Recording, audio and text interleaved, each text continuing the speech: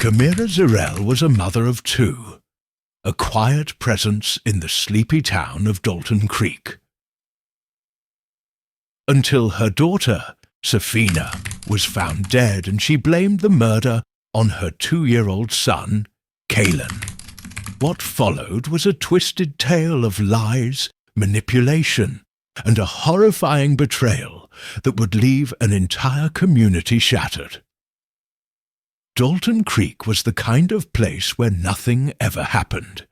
Or at least that's what everyone believed. It was a quiet suburb, lined with modest houses, freshly cut lawns, and neighbours who waved at each other from across the street. The kind of town where people trusted easily, and the worst crime in recent memory was a stolen bicycle.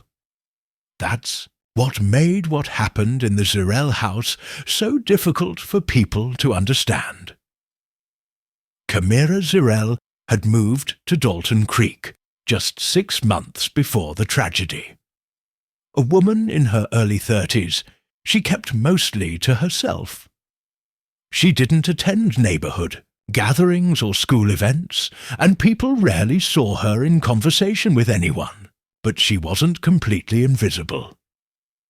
Every morning, she walked her daughter Safina to the bus stop.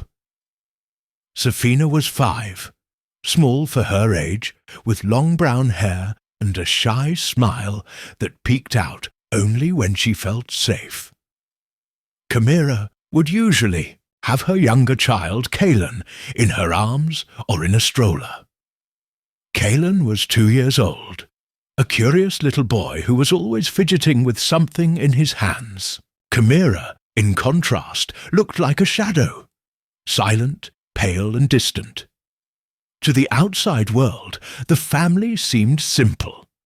A single mother raising 2 young kids on her own. No sign of a father, no family visits.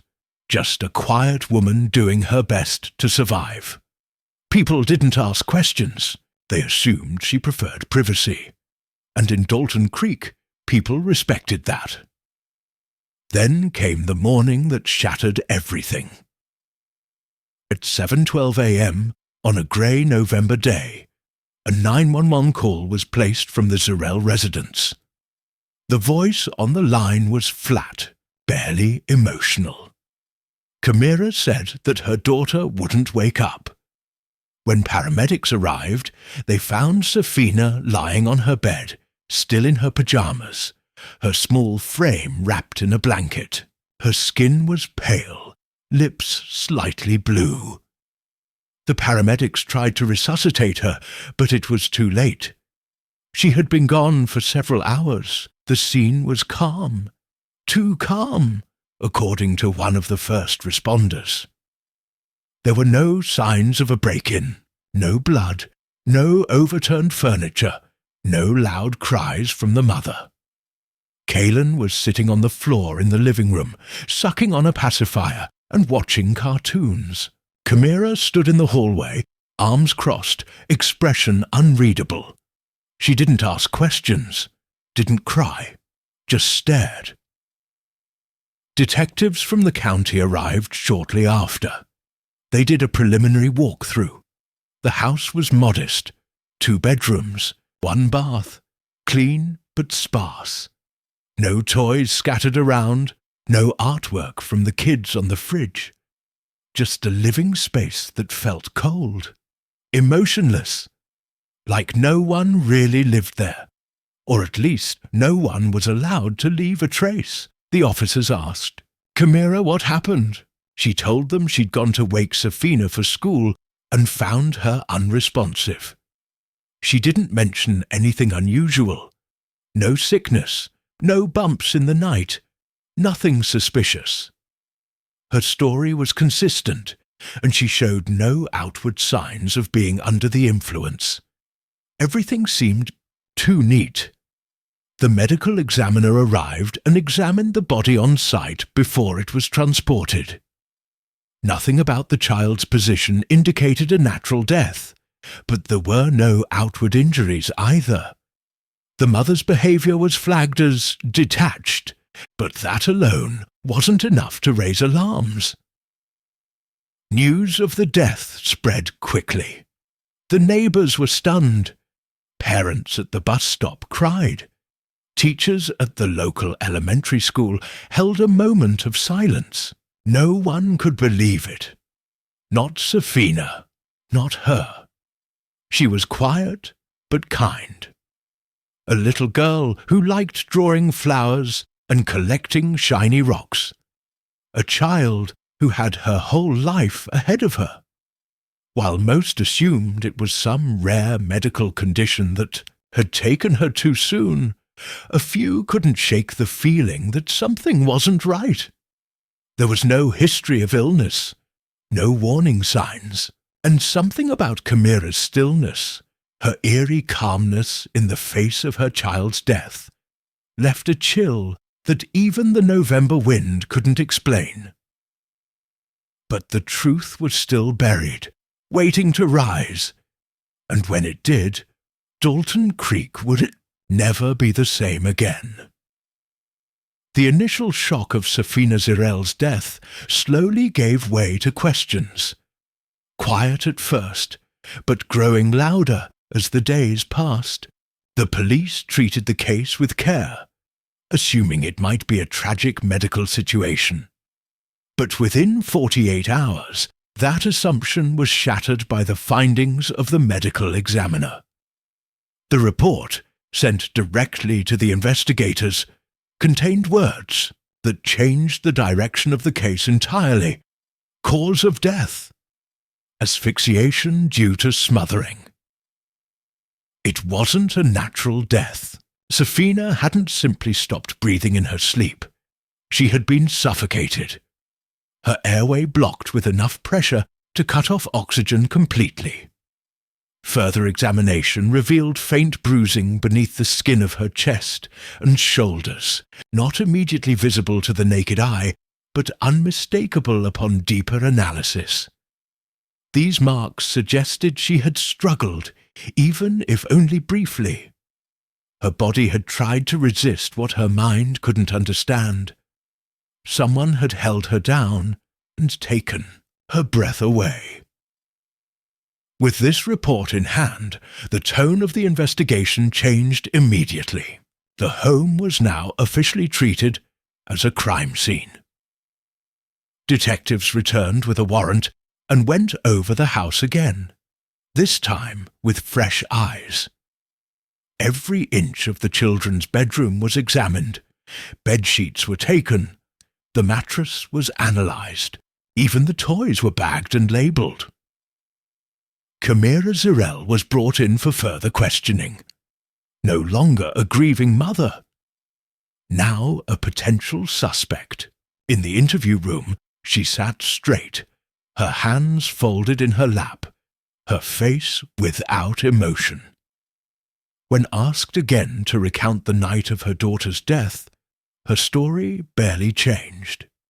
She said everyone had gone to bed around 8:30 p.m. She claimed she didn't hear anything unusual during the night. Then, around 6:30 a.m., she went into the children's room and found Safina unresponsive. But when detectives informed her that the death had been ruled a homicide, her reaction wasn't what they expected. There were no tears, no confusion, no horror. Instead, she simply tilted her head and paused for a long moment before uttering something that chilled the room. She said she believed her 2-year-old son, Kalen, might have done it. The statement was so unexpected that the detective had to repeat it back to her to make sure he'd heard correctly. Camira didn't blink. She said Kalen had shown signs of aggression toward his sister. He'd hit her, pinched her, and once even tried to cover her face with a pillow during a nap. She described him as a difficult child, hard to control, easily angered. She speculated that maybe during the night he had climbed into the bed and smothered his sister. Possibly by accident. The claim was unprecedented. A 2-year-old child being blamed for the murder of his older sister. Not just by anyone, but by his own mother. Investigators were stunned, but they kept their reactions to themselves. On record, they noted Camira's statement and immediately brought in child psychologists to evaluate Kaylin. Meanwhile, they continued to look into the mother's background. There were no prior arrests, no criminal charges, nothing that stood out. But she had moved often, from town to town, state to state, never staying long. School records for Safina had been transferred multiple times over the past 3 years. That alone wasn't a crime, but it did raise suspicions. The psychologist's report on Kaylin arrived within 2 days. According to their assessment, Kaylin was a typical toddler in development. He displayed normal emotional responses, showed attachment to caregivers, and demonstrated no signs of the violent tendencies his mother had described. The professionals were unanimous. A child of that age did not possess the physical strength, motor skills, or intent to carry out a smothering death. Especially not one as precise and sustained as Safina's. The conclusion was inescapable. Camira's claim was not just implausible. It was an intentional deflection. Detectives now viewed her story as a manipulation, a calculated attempt to redirect blame onto someone too young to defend himself. The fact that she chose her own toddler son made the deception even more chilling. What kind of mother could accuse her 2-year-old child of such a brutal act? What was she really hiding? The pieces of the puzzle had started to shift. The picture was no longer blurry. Someone had killed Safina. And the only adult in the house had just pointed the finger at a baby. Camira Zirelle's claim that her 2-year-old son had smothered his sister sent waves of disbelief through the investigation team. It was an excuse no one had anticipated, unthinkable and disturbing. While it might have sounded like the desperate ramblings of a mother under pressure, investigators were beginning to see something else beneath the surface. This wasn't panic. This was something more deliberate. The results from the psychological evaluation of Kaylin left no room for doubt. The professionals had been clear. A toddler lacked the capacity to carry out an act like that, let alone understand its consequences. There was no way he could have killed his sister. Not accidentally.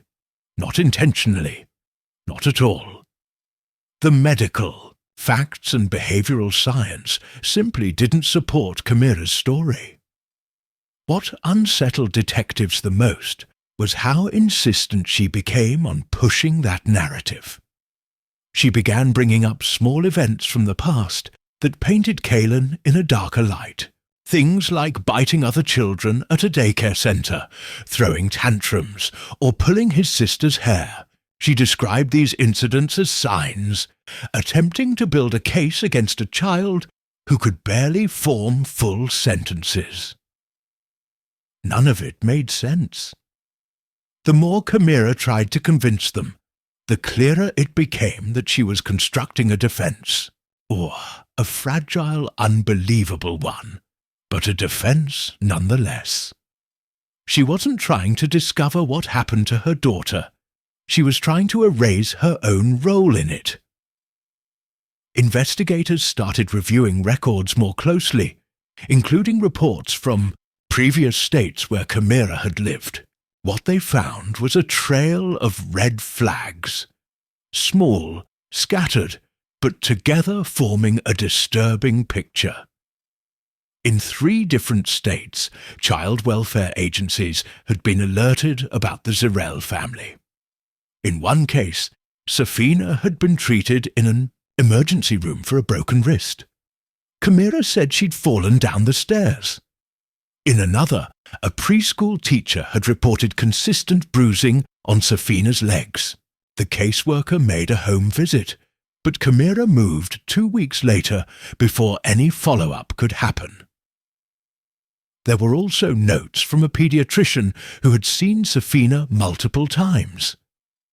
The doctor had expressed quiet concern in the medical records, noting that Safina seemed withdrawn, anxious, and often flinched at sudden movement.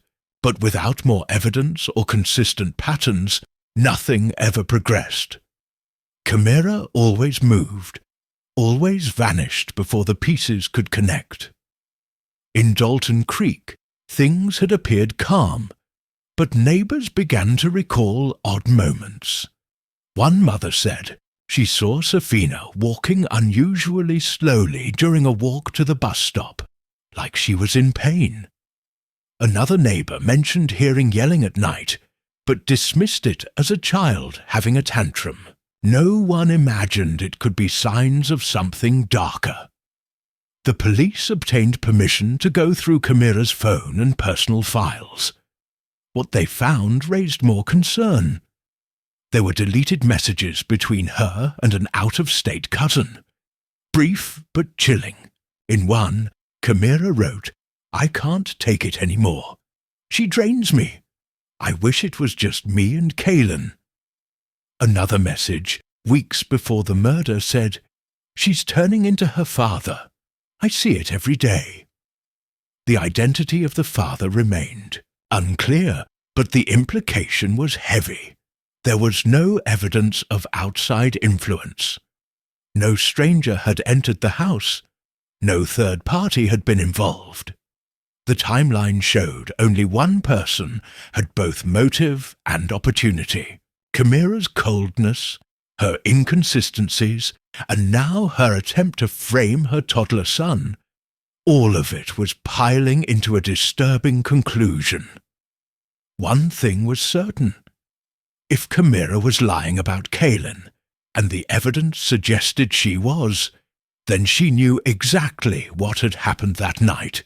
Her silence wasn't grief. It was calculation. The image of a grieving mother had shattered. What remained was a woman who seemed desperate not to be held responsible. The only question now was how far she had planned this, and why she believed blaming her own child would be her escape. With the investigation tightening around Camira Zirelle, detectives prepared to build a case that would hold up in court, but they still lacked a direct confession, a smoking gun, something that would move the case from suspicion to certainty. The forensic evidence supported their theory, and her story about Kaylin had already been discredited. But Camira remained, eerily composed, still insisting she had no part in Safina's death. As pressure mounted, the police turned to digital forensics. They obtained a full copy of Camira's phone data, including search history, deleted files, and app usage. What they uncovered provided a chilling glimpse into her mindset in the weeks leading up to the tragedy. Several late-night searches caught their attention. Phrases like, "How long does it take to smother someone?" and "Can toddlers commit murder?" were entered into her browser. Other searches included, "How to make a child stop crying permanently?" and "Death in sleep signs." These were not random or accidental searches. They were deliberate, calculated, and most of all, recent. The most disturbing ones were dated just 5 days before Safina's death. Investigators also found several drafts of unsent emails and notes stored on her phone. In one draft, she wrote about feeling trapped, about how she didn't want to be a mother anymore. She wrote that Safina reminded her of him, though again, the identity of this him remained unclear. The notes grew darker the closer they got to the date of the incident. One entry, just a day before the murder, read, "No one sees what goes on in this house. If one is gone, maybe I can finally breathe." Prosecutors now felt confident they had enough to charge Camira Zirelle with murder. But before moving forward, they wanted to understand the motive more deeply. A forensic psychologist was brought in to examine Camira. Her evaluation painted a picture of someone emotionally detached, manipulative, and likely suffering from a form of personality disorder. While not legally insane, Camira showed signs of suppressed rage, unresolved trauma, and a deeply fractured relationship with her daughter.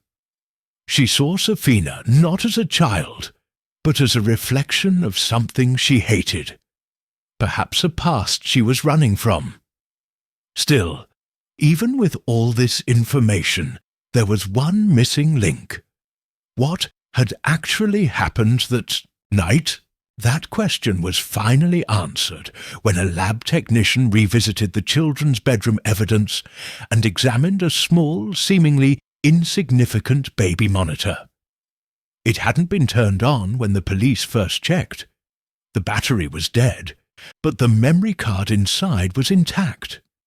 It had captured only audio, not video, but what it recorded in the early hours of the morning on the day of the murder would become the most damning piece of evidence in the case. The audio began with the usual sounds of a quiet room. Some rustling, breathing, a child shifting in bed. But around 2:47 a.m., the tone changed. There was the unmistakable creak of a door opening, followed by footsteps. Then a heavy silence. A few moments later came a muffled noise, soft at first, then increasingly strained. A faint gasping, followed by quiet crying. A small voice whimpered, struggling to speak. Then, abruptly, silence. What followed was horrifying. A single adult voice was captured. Low, firm, emotionless. It said only 2 words. "It's done." That voice belonged to Camira. The audio alone could not show what happened, but it didn't need to. It placed her in the room. It confirmed she was awake. It aligned with the exact time the medical examiner had estimated Safina's death occurred. The evidence was no longer circumstantial. It was real, undeniable, and devastating. Camira was arrested 2 days later. She did not resist. She didn't protest. She didn't even ask where Kaylin was being taken. Her silence was louder than any scream. The case now had everything: motive, opportunity, digital premeditation, and recorded proof. But the most disturbing question still remained unanswered. Why did she target Safina?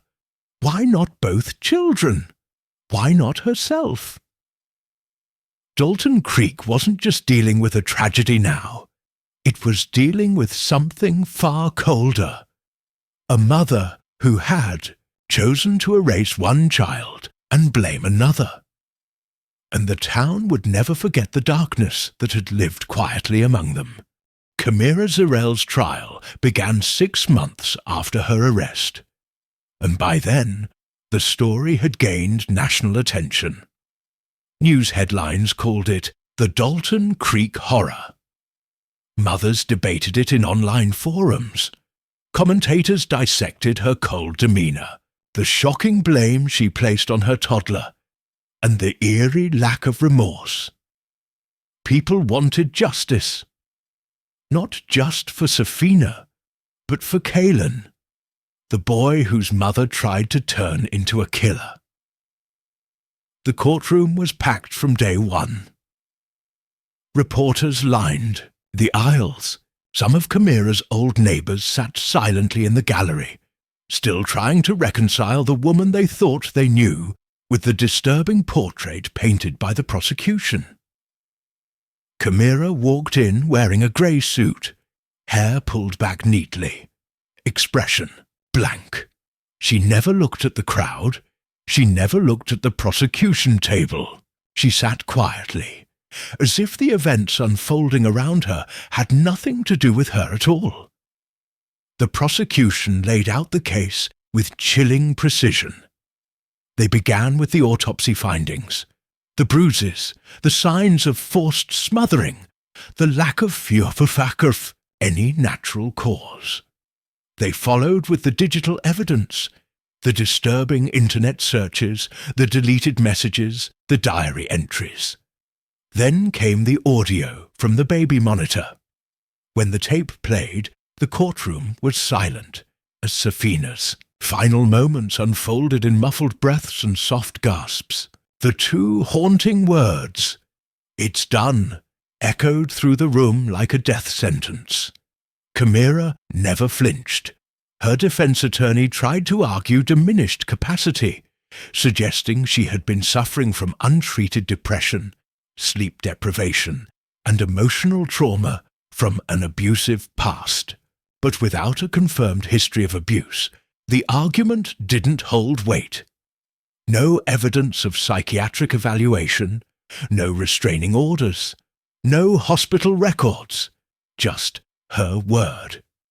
And that word had already been twisted too many times. The most damning moment of the trial came when Caelan's guardian took the stand. He was now living with a foster family and being evaluated for long-term placement.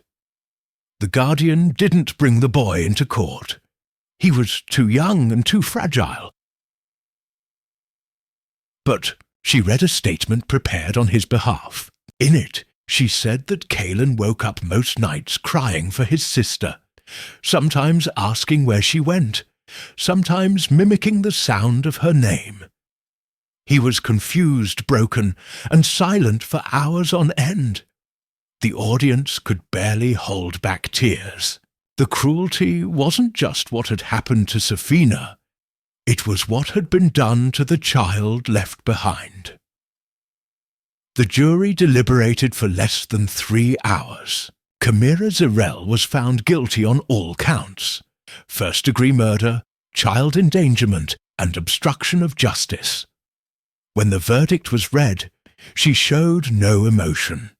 She simply stood, hands folded, as if she'd been waiting for this outcome all along. At sentencing, the judge delivered a powerful statement. He called her actions unforgivable, her choices monstrous, and her lack of remorse inhuman. He sentenced her to life in prison without the possibility of parole. She would spend the rest of her life in a concrete cell, away from the world, away from children, and away from the chance to harm anyone again. Outside the courtroom, the community of Dalton Creek tried to heal. A memorial garden was planted at the local elementary school in Safina's memory. Her teachers described her as a bright, curious child with a love for stars and animals. They placed a bench under a tree with her name carved into it. For Safina, who dreamed of the moon. Caelan's fate remained uncertain. Though he would never remember the full details of what happened, he would carry the weight of it forever. Not just the loss of a sister, but the betrayal of a mother. Therapists worked closely with him, hoping to rebuild the fragile sense of safety every child deserves. In time, he began speaking again. In time, he smiled, but the scars would always remain. The story of Camira Zirelle didn't end in the courtroom. It lived on as a chilling reminder that not all monsters hide in the dark.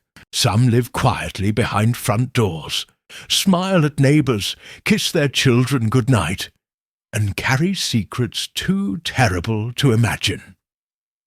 And in this case, the most horrifying part wasn't just the murder. It was the mother who tried to erase her child, then tried to bury the truth under the smallest of scapegoats. A 2-year-old boy who had done nothing wrong but exist.